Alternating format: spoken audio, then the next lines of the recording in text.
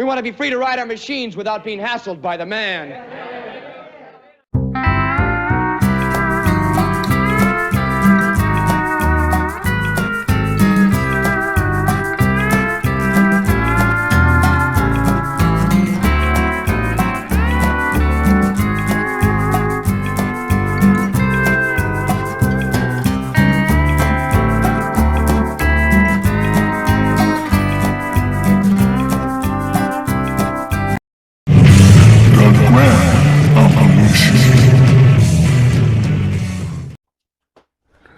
Oye, mis amigos, ¿qué tal? Today I have some heavy iron in front of me, an Altec 9440A, 200 watts a channel of healing power, 800 watts mono in BTL mode. That's bacon, tomato, and the lettuce, and that's at good specs with headroom to spare. This amp was developed by the Wizards of Manchester Avenue, nearly in Disneyland's backyard. Although I'm not sure Disney actually used any of these amps. They may have. I'm sure the Imagineers could have designed their own, but it wouldn't surprise me if they leveraged nearby technology for the likes of, Pirates of the Caribbean or the Haunted Mansion, stuff like that, whatever it might be. These are typically used in movie theaters and for professional sound reinforcement, often in multiples using racks of these things. And when I show you the back, you'll see some of that. They're not an overly complicated amp, but it appears from some of the circuits that were implemented that engineers didn't have the bean counters breathing very heavily down their necks. And these amps were expensive at the time, back in the late 70s, mid-late 70s, maybe into the 80s. I've owned this one a long time. It's in great shape, but it hasn't been powered on now in over a decade. So there's some things to be done before I plug it in and let it do its thing. So the one thing I need to do is replace the power switch and check the main caps, Well, the two things I need to do is replace the power switch, check the main caps, clean the pots. The three things I need to do is replace the power switch, check the main caps, clean the pots, and probably replace some other caps, and etc. Well, okay, enough of that. I may need to reform the main caps.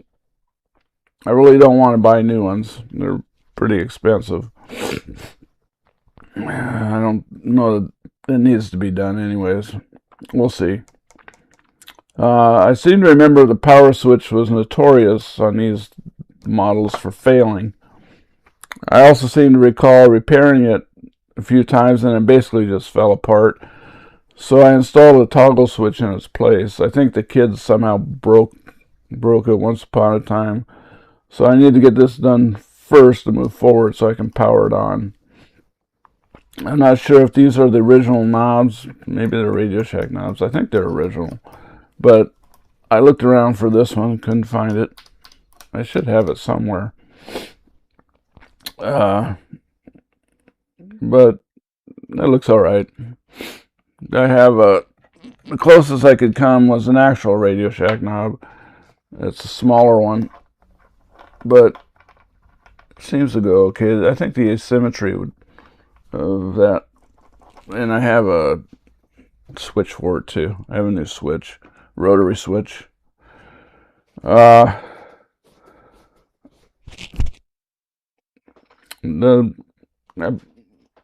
happened?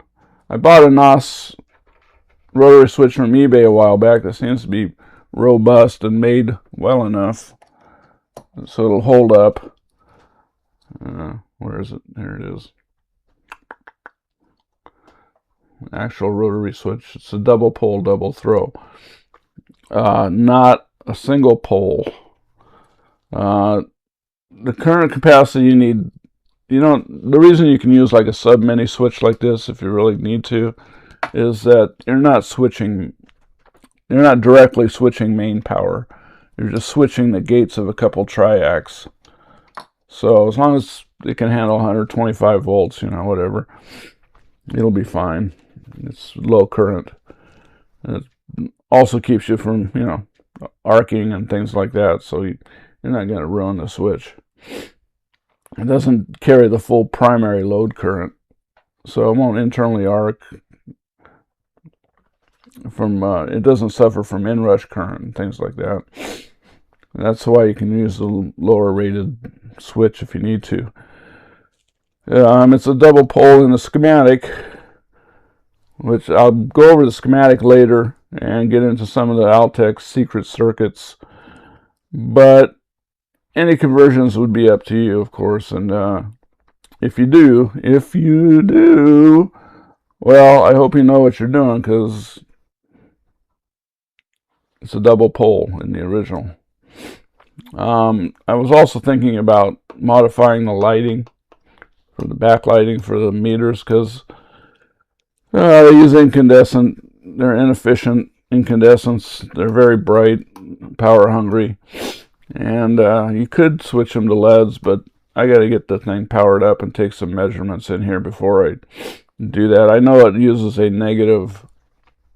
rectified but not filtered negative waveform to drive the incandescent bulbs. So, if this is 0 and your waveform's going like this at 60 hertz, so you get the gaps, and that's what's driving these lights. So if you've ever tried to update the LEDs and it didn't seem to work, it's because you have negative voltage. There's also a big, I think it's a 3555 transistor in there that's, trying to regulate that thing, but they call it a voltage regulator, but yeah, we'll see. That's some of the stuff I'm going to look at. Now, obviously, it's got volume control. Where is it? Channel 1 volume, plus the meter attenuator. Depending on how loud you're running it, you can set up the meter. Same thing on the left side. Volume and meter, attenuator. And of course, it's got this power output. So you can do bridge tied load, which is not bacon, lettuce, tomato, or whatever. It's bridge tied load, BTL. So if you're in mono 40% or mono 100%, this is where you get 100% is where you get the 800 watts. And 40% power, that's about, and then dual, so stereo mode, 40%, 100%. 40% is around 45 volt rails. 100% it's more like 80 volts, 78, 80 volts rails. And of course the on-off switch. Come around back, a little difficult probably to see this, but it came, so this is where the fans go if you use fans. I never needed them. It has, you can see here, these are XLR inputs for differential voltage coming in if you want. I don't know, maybe a projector goes into a preamp, and the preamp has to go a long ways to get to the amp rack. So you run it differentially. It has 1/4 inch jacks as opposed to phono. It has phone jacks, 1/4 inch phone jacks for inputs, unbalanced as it says. And it has same thing coming out. So if you have a rack of these amps in a movie theater, you need to split up your power to various speakers. You can run a rack of these, you can daisy chain these amps. So you have a single input, and you come out of these and you daisy chain your amps. And it has the typical banana 5-way banana jacks, 8-way, 27-way banana jacks. A couple switched outlets. These are mainly used for the fans. So you get 2 of those, but you can use it for other things as well. You know, if you have a stereo system, you could plug your preamp and whatnot in there. Or so, kaboom! There we go. Let's destroy everything here. There it is. So we'll pause for a minute. I'll get the top off and we'll look inside. Okay, so here's the inside. You can see this is the transformer right here. This big mess in the middle. Lots of wire, lots of wires. This is why I called it heavy metal, heavy iron. See one capacitor, and the other capacitor is way down there. Easy to get to. This is kind of a monoblock. I mean, a single transformer, but it has the 2 bridge rectifiers. Well, I think these are actually for the different 40%, 100% type thing. It's got a number of these triacs in here. There's a couple here, and there's a couple down there. There's a output relay over here. Kind of hard to see all this stuff, but it has 2 driver boards, you know, left and right, channel 1, channel 2, and you notice the connectors down there. And on the other driver board, the connector's up here. So it's the same board, it's just flipped around. They didn't make like an A and B board. Same board, and they did the same thing with the output boards. You can see the output coil there. Output inductor right there. So it's flipped around, and these transistors, the transistor sockets are soldered to the board, so getting these boards out, now these aren't too bad, just some screws and the connector. Notice this relay has magnets glued to the side. That's to prevent arcing. I forget off the top of my head what that's called. I'm trying to think of it. And you have the, this is a 3055 transistor, that the regulator for the lighting. And there's some other circuitry in here as well, like the time delay for the relay. Of course, all the pots are down there. I've had this off before, it's obviously to change that on-off switch, but yeah, have to see about getting this board off of here. Maybe change a few things. Capacitors. Transistor. Yeah, there's protection circuitry and stuff on here. Over temperature circuitry. I don't know if I can see anything down there. Yeah.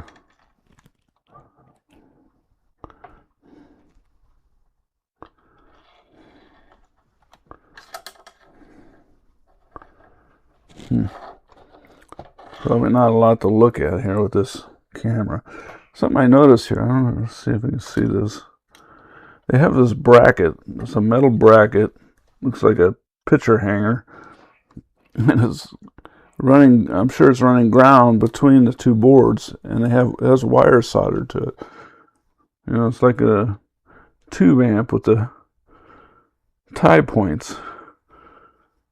It's kind of, I never noticed that before.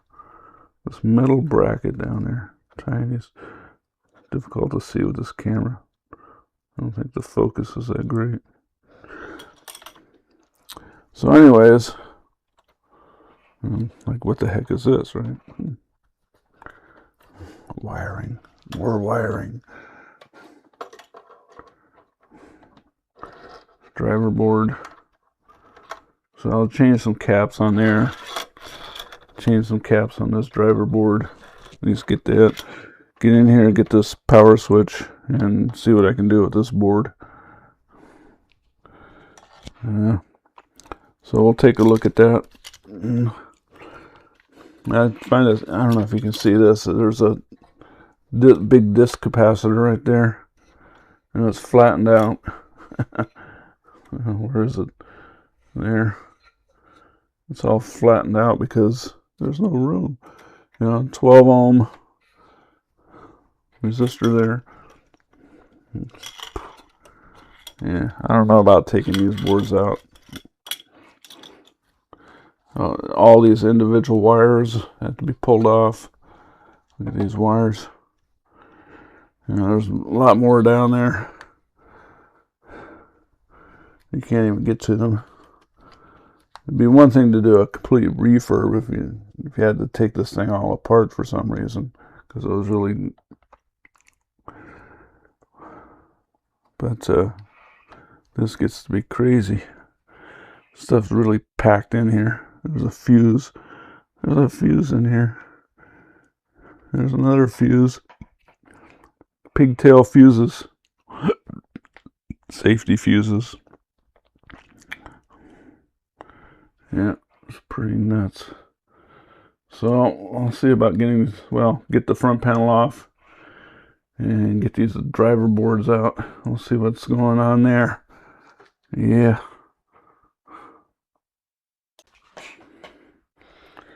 Okay, I got the panel loose, but I am severely restricted by all these wires in here. Yeah. So that means I have to see these big studs, these studs and nuts. Those are all the big triacs, power triacs. They're turning this thing on and off and changing the voltage. 40%, 100%. And this board, that thing, I'll have to loosen the meters up. I have to remove the knobs and loosen those up to get this board off. And then I can get to this, supposedly I can get to this board. Again, you can see it says a lot of connectors on it. Yeah, I hate pulling those things off, just likely to break them as anything else. The one thing I forgot to do, forgot all about, is we need the Voodoo Mojo box. You gotta do this. So you run this thing and you just run it over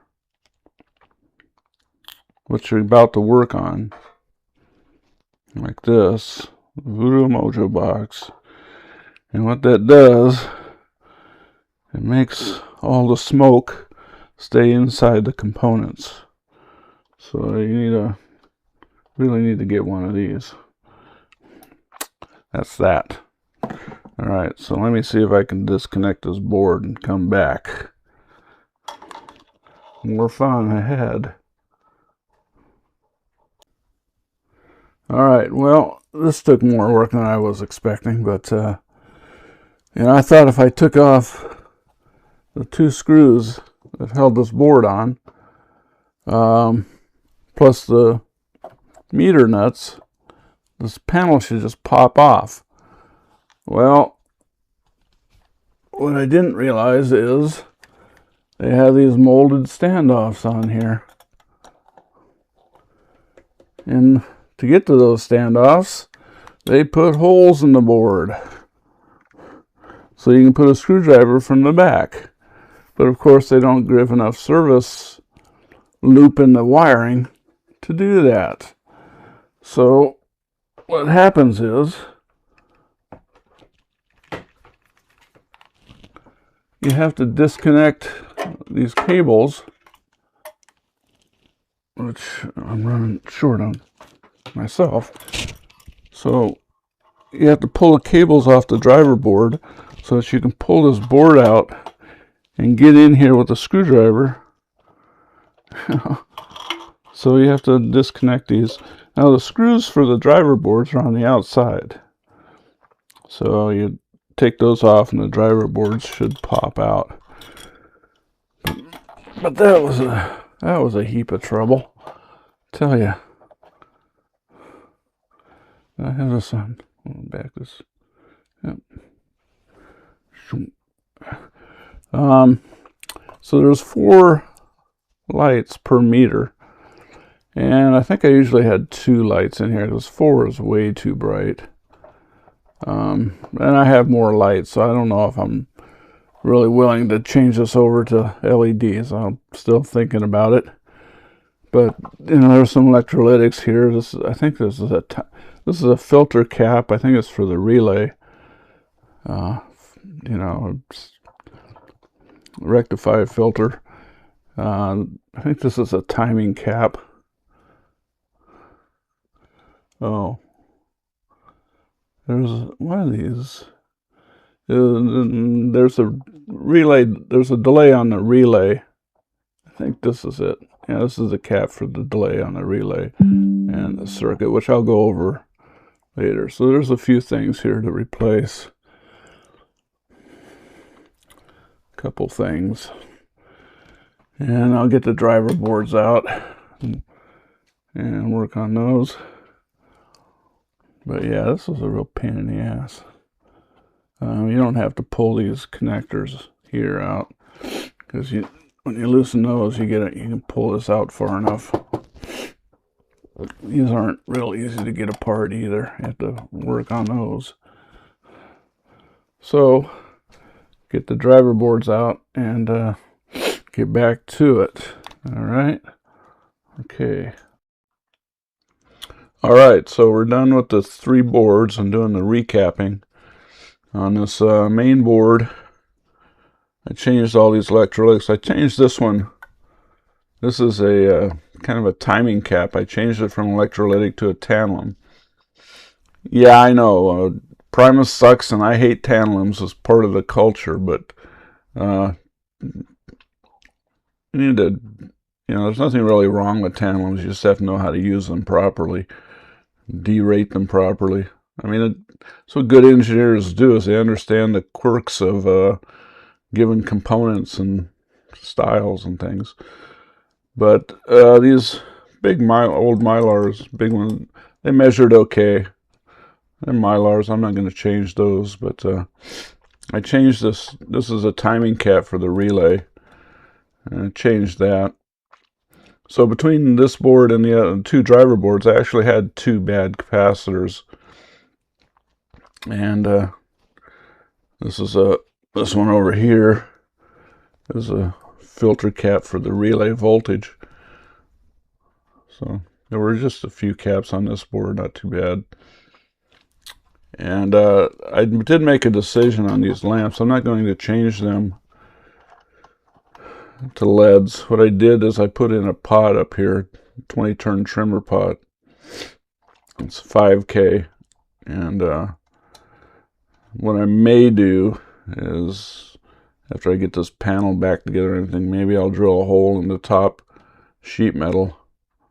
Maybe put one of those little caps on it, those cap plugs in there to block it. But at least I'll be able to get the trimmer pot in there and adjust it.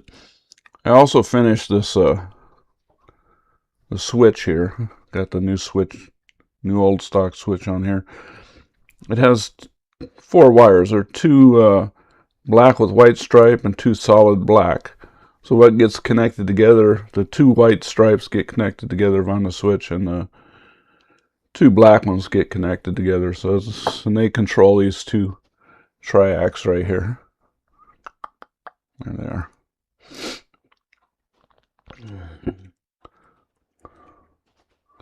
And then on the driver board, I've got this set up because I've started on the reforming these caps. I'll get to that in a minute, but here's the driver board. Where's the top?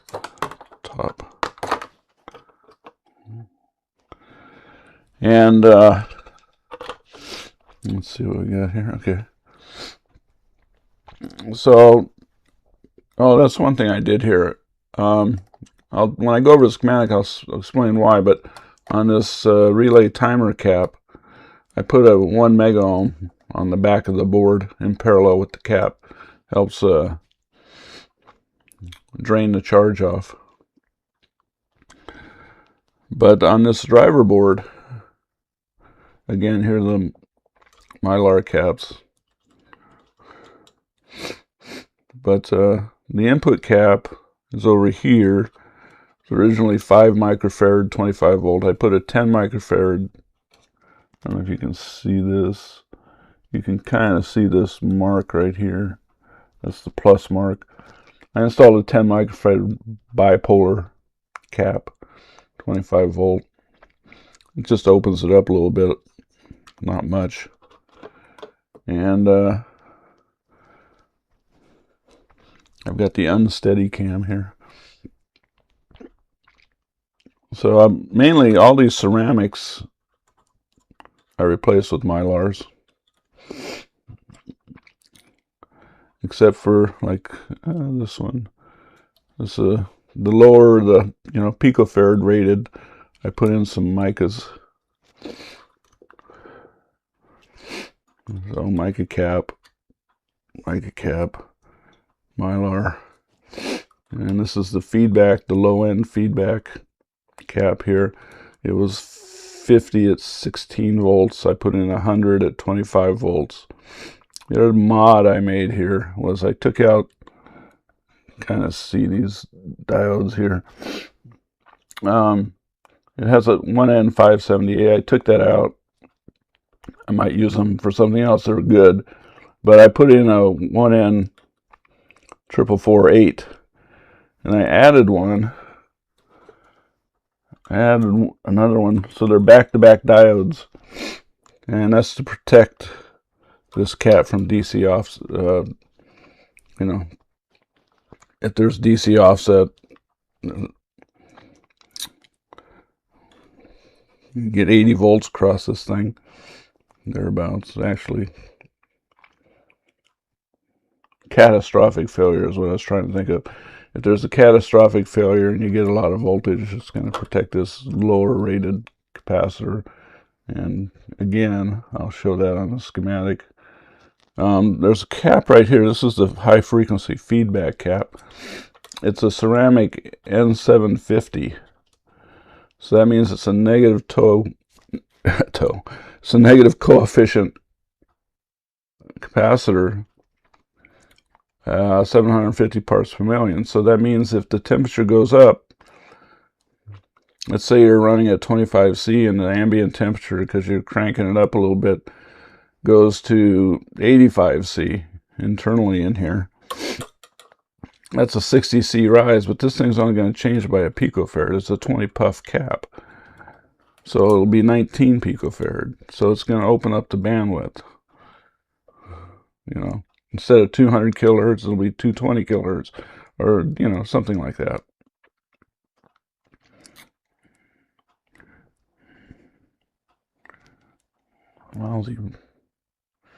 Lousy focus, huh? Okay. So, that's basically what I only changed the caps, didn't have any other issues here. Again, I did put a tantalum cap on here, instead of the polarized, instead of the electrolytic. And it's higher voltage too. Instead of a 25 volt cap, it's a 10 microfarad.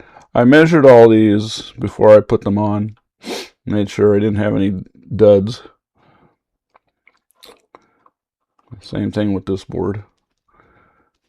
And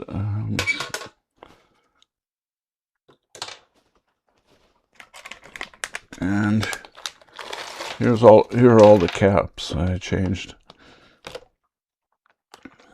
Spread out. I marked the bad ones. See if I could find it. These are the input caps. I think one of these. Yeah, this one's marked. So this is a bypass cap. Marked it bad. Oops. And there's another one here.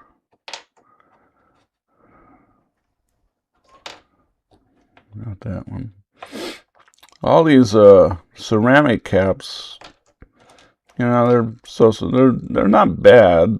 They're Z5Us. They're not Wi-Fi Vs. They're Z5Us and Z5Fs or something like that. Some of them measured a little off, but most of these caps, except for the two bad ones, measured fairly well. I got one stuck back there. Yeah. Well, you know, there's a couple dozen capacitors here at least. These are all the ceramic electrolytics.